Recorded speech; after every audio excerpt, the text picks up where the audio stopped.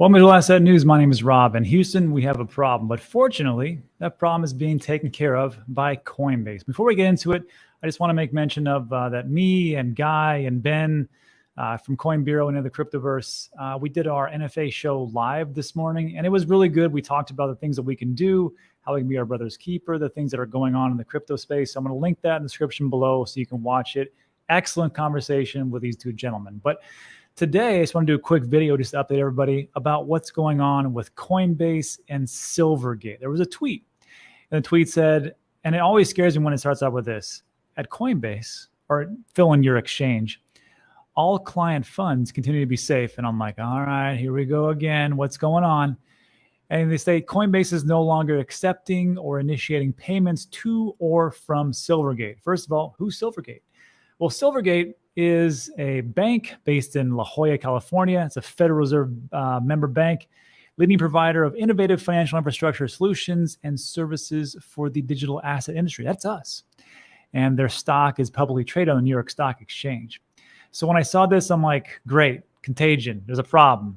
Things are going to go down. This is awful. But it appears that Coinbase has got their finger on the pulse of what's happening.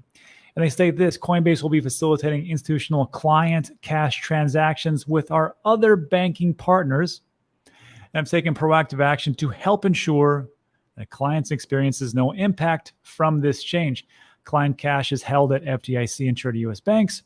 When a client has a large dollar balance, Coinbase stores their cash in a U.S. government money market fund to keep it safe and liquid. Here's how we do it. Coinbase has minimal corporate exposure to Silvergate. So as far as these industries that are using Silvergates and institutional clients, they're like, look, we're not going to accept to or from, we're going to shut it down. And why is that? It's because of this. So this just came out Thursday, March 2nd. That would be today. Silvergate stock crashes after company delays annual report, reveals new losses. Also, don't forget to donate to St. Jude. It's a fantastic organization. I always like to see these ads and just remind people. So, not to get off track, shares of troubled lender Silvergate fell 45% at this morning's open after the company said late Wednesday it will miss a March 16th deadline to file its already delayed annual report. Why would they do that? Well, Silvergate shares have collapsed over the last year as the company's entanglements with several crypto firms, including bankrupt exchange FTX, among others, resulted in deposits falling by more than 2/3. So what's going on is Coinbase is saying, look, there's some contagion going on with Silvergate. We don't like what's happening. So to and from, we're going to shut it down. And we'll see if Silvergate is actually solvent. Again, they are FDIC-insured bank, Federal Reserve Bank.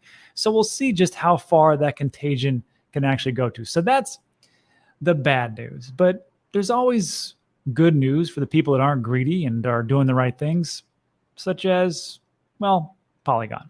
So this was a tweet from Johan Kurbrat, and he is the Robinhood app crypto GM.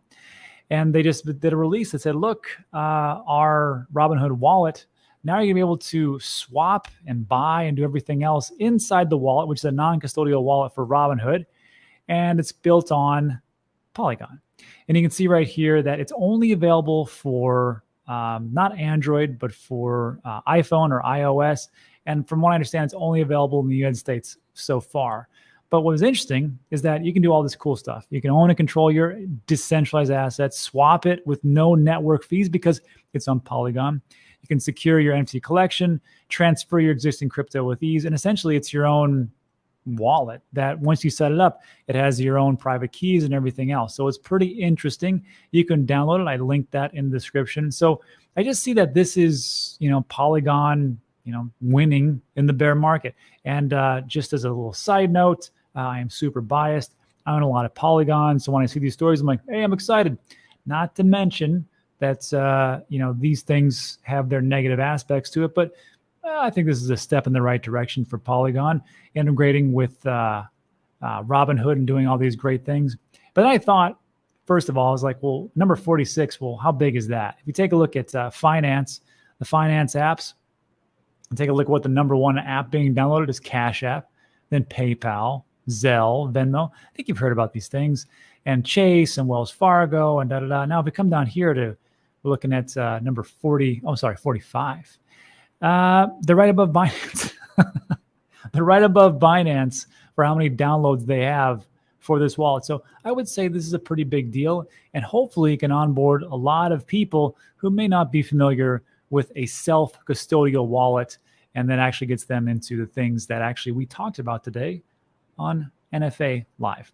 On top of that, as far as winning for Polygon, they just put out a tweet that said the Polygon ID team is excited to announce 4 tools released in the Polygon ID infrastructure, or digital IDs. And I thought this was interesting because it says right here in the tweet, Polygon ID unlocks a host of use cases. Because when I hear digital ID, I'm like, are you doxing me?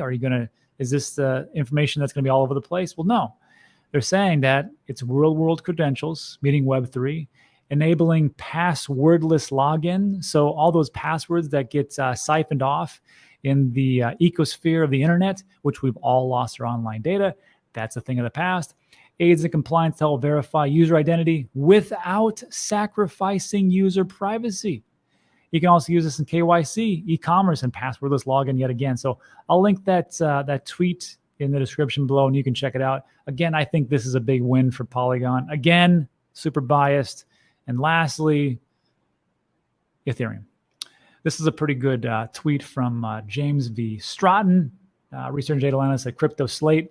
And he goes, look, I know people are concerned about this Shanghai update, which will allow Ethereum to be unstaked and people can take profits. But you got to remember that 17.4 million ETH was staked. Only 20% of staked ETH is in profit.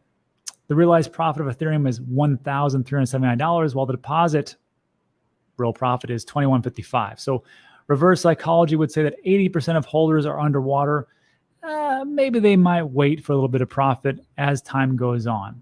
Again, he says, who's out the door first? So I think this is actually a positive way to look at the Shanghai update, because people are concerned like, man, this sucks because now we're going to have all these people just dumping on us that are able to unstake. But I don't think that is the case, but I could be wrong. Let me know what you think about that in the comments section. And that is it for today. So I'll just remind everybody that the NFA Live, it's over on Guy's channel at Coin Bureau Clips. Again, it was a great discussion about the things that we can do to move things along. And really just comes out as to what we can do together as a community. But that's it for today. So look, if you like today's video, give it a thumbs up. Consider subscribing. Not that YouTube's going to notify anyhow, but it's a step in the right direction for the channel. Anyhow, that's it for today. Thanks so much for stopping by. I appreciate you, and I'll see you on the next one.